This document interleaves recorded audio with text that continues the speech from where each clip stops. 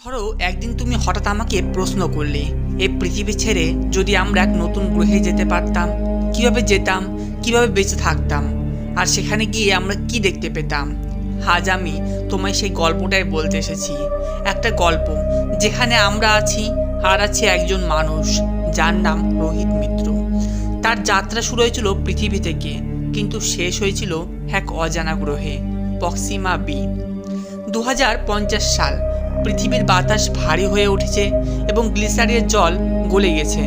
জলস্তর উঠে এসেছে শহরের রাস্তাঘাটে, যেখানে খাদ্যের অভাব শুরু হয়েছে এবং রাজনৈতিক সংঘাত শুরু হয়েছে, ওষুধের সংকট শুরু হয়েছে। মানুষের জীবন হয়ে উঠেছে অস্বাভাবিক।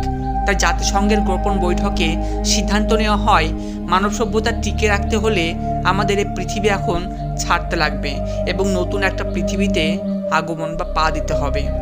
যাই হোক, সেই জন্য নাসা, ইসরো একত্রিত হয়ে তৈরি করে লিগ্যাল অ্যাক্ট প্রজেক্ট। প্রথম ধাপে তৈরি হয় একটি বিশাল স্টারশিপ, যাকে নাম দেওয়া হয় ইনফিনিটি অ্যাক্ট 01। এটি কোনো সাধারণ রকেট নয়, এটি একটি চলন্ত সভ্যতা। যাই হোক, রোহিত মিত্রের গল্পটি আমি পার্টিকুলারভাবে এখানে বলছি তোমাকে। যে 5000 জন মানুষকে এই মিশনে পাঠানো হয়েছিল, তাদের মধ্যে একজন ছিল জেনেটিক সায়েন্টিস্ট রোহিত মিত্র। তার বয়স ছিল 30 বছর। কলকাতার এক বিশ্ববিদ্যালয়ে গবেষক। তিনি মানুষের ডিএনএ পরিবর্তন করে এবং নতুন পরিবেশে মানিয়ে নেওয়ার প্রযুক্তি নিয়ে কাজ করেছেন। মানে ডিএনএ নতুন পরিবেশে গেলে কিভাবে রিয়্যাক্ট করবে, কিভাবে কাজ করবে, সেই বিষয়ে তিনি গবেষণা করেন। একাকী জীবন ছিল তার, কিন্তু ইনফিনিটি অ্যাক্ট 01 এ পা দেওয়ার দিন তিনি বলেছিলেন, এটাই আমার নতুন পরিবার। যাই হোক, এবার শুরু হলো যাত্রা। রোহিত মিত্র এবং 5000 জন ক্রু মেম্বারকে নিয়ে শুরু হলো যাত্রা প্রক্সিমা বির উদ্দেশ্যে। স্টারশিপ ছেড়ে যায় এক শীতের সকালে কেপ ক্যানিভেয়ার থেকে। রোহিত জানলার পাশে দাঁড়িয়ে শেষবারের মতন বলেন, বিদায় পৃথিবী, আর হয়তো আমার এই জন্মে তোমার সাথে দেখা হবে না, দেখা হবে কোনো এক নতুন প্রতিবেশী তোমার গ্রহে। যাই হোক, এবার ইনফিনিটি অ্যাক্ট 01 এক ভ্রমণমান সভ্যতা, এক ভাসমান সভ্যতা। 20 কিলোমিটার লম্বা ইনফিনিটি অ্যাক্ট 01 এর ভেতরে ছিল এক একটা শহরের মতন এক একটা গঠন। যাই হোক, কি কি ছিল বলেন তো? এর মধ্যে গ্রিন হাউস, স্কুল, হাসপাতাল, গবেষণাগার সবকিছুই ছিল। খাবার উৎপন্ন হতো হাইড্রোপনিক ফার্মে, জল বাতাস তৈরি হতো সার্কুলার ইকোসিস্টেমের মাধ্যমে, শক্তি আসতো হাইড্রোজেন ফিউশনস রিঅ্যাক্টর থেকে। রোহিত দিনে ফার্মে কাজ করত, আর সন্ধ্যায় ডিএনএ ল্যাবে, আর রাতে লিখতেন তার ডায়েরিতে, আজ আমি আবার এক শিশুর চোখে পৃথিবী দেখলাম। স্টারশিপের মধ্যেই রোহিতের দেখা হয় ডক্টর মায়ালিউয়ের সঙ্গে। তার প্রেমে পড়েন তিনি। বিয়ের 2 বছর পর জন্ম নেয় তাদের সন্তান অরণ্য মিত্র। এটাই ছিল ইনফিনিটি অ্যাক্ট এর প্রথম প্রজন্ম। রোহিত হয়ে ওঠেন এক নতুন বংশের পিতামহ। প্রতি 30 বছর পর একটি প্রজন্ম জন্ম নিত রোহিতের ডায়েরি অনুযায়ী। যাই হোক, অরণ্য মিত্র ছিলেন একজন বিজ্ঞানপ্রেমী রোহিত মিত্রের ছেলে। অরণ্য মিত্র ছিল 2 নম্বর প্রজন্ম। এভাবে কেটে যায় 2 থেকে 10 নম্বর প্রজন্ম। ইরা মিত্র। শিক্ষা ব্যবস্থায় নতুন রূপ। 10 থেকে কেটে যায় 15 নম্বর জেনারেশন। এইভাবেই কেটে যায় 50তম জেনারেশন এবং জন্ম নেয় লোভা মিত্র। এবং লোভা মিত্র লোভা নামক একটা নতুন ধর্ম সেই স্টারশিপে চালু করলো। প্রজন্ম কেটে গেল 105। যাই হোক, স্টারশিপের জেনারেশন এবার 105 নম্বর। জায়রা মিত্র। বিজ্ঞান এবং ধর্মের সংমিশ্রণ এবং বিদ্রোহ লেগেছিল সেই জায়রা মিত্রর সেই সময়টিতে। যাই হোক, এবার আসলাম আমরা 130তম প্রজন্মের সামনে। সমাজ চলে যাচ্ছে আস্তে আস্তে এআই সরকারের অধীনে। কেন বললাম আমি এটা? কারণ যত আমরা উন্নত হব এবং যত স্টারশিপের মধ্যে জেনারেশন বাড়বে, তাদের বুদ্ধিও বাড়বে। যাই হোক, সেই জন্য আস্তে আস্তে সেই সরকারটা চলে যাচ্ছে এআই এর হাতে। এবার চলে আসলাম 200+ প্রজন্মের সামনে। ইতিহাস ভুলে যাওয়া মানুষ, শুধু বেঁচে থাকার সংগ্রাম। ইতিহাসে তারা যে কি জন্য এসছিল সেটা মনে রাখাই এখন বড় দায়, কারণ এখানে কেটে গেছে প্রায় 200+ এর প্রজন্ম। যাই হোক, অবশেষে সেই স্টারশিপে জন্ম নেয় 207তম প্রজন্ম কারায়ণ মিত্র। সেই এক ব্যক্তি যে পৌঁছালেন প্রক্সিমা বির কক্ষপথে। 6200 বছর পরে অবশেষে এতটা রাস্তা 4.23 লাইটস ইয়ার রাস্তাটা আমরা কভার করে পৌঁছে গেলাম প্রক্সিমা সেন্টোরি বি এর কাছে প্রায় 6200 বছর পরে। এতখানি ডিস্টেন্স মানুষ প্রথম কভার করলো। হয়তো স্টারশিপের মধ্যে বসবাসকারী লোকেরা এটাই ভাবছে যে তারাই এমন মানুষ যে হয়তো প্রক্সিমা সেন্টোরি বি এই গ্রহটিতে প্রথম পা রাখবে, এটাই তাদের ধারণা রয়েছে এখন পর্যন্ত। যাই হোক, চলেন আমরা স্টোরির আগে যাই, এবার আস্তে আস্তে কী হয় সেটা দেখি। অবশেষে ধীরে ধীরে প্রক্সিমা সেন্টোরি বি এর কক্ষপথে প্রবেশ করলেন ইনফিনিটিক্স X0 নম্বর 1। যাই হোক, কারায়ন মিত্র জানলার বাইরে তাকিয়েছিলেন হৃদয়ে বিস্মিত। কারায়ন মিত্র জানলার বাইরে তাকিয়েছিলেন এক অদ্ভুত দৃষ্টিতে। সে যেন একটা জীবনে অন্যরকম কিছু দেখতে পাচ্ছে। সে যেন জীবনে প্রথম একটা গ্রহ দেখতে পাচ্ছে, একটা আলো দেখতে পাচ্ছে সে, যে আলোটা প্রাকৃতিক আলো ছিল, যে আলোটা সূর্যের মতনই কোনো একটা নক্ষত্র থেকে আসছিল। যাই হোক, আস্তে আস্তে স্টারশিপটা সে গ্রহর দিকে নামছে, কিন্তু অবাক করার মতন ঘটনা ঘটল। কি বলেন তো? তারা পুরনো ধ্বংসাবশেষ কিছু দেখতে পেল, ক্ষয়প্রাপ্ত ধাতব কাঠামো, পোড়া সরঞ্জাম, ভাঙা স্যাটেলাইট। তবে এসব তো তাদের ছিল না।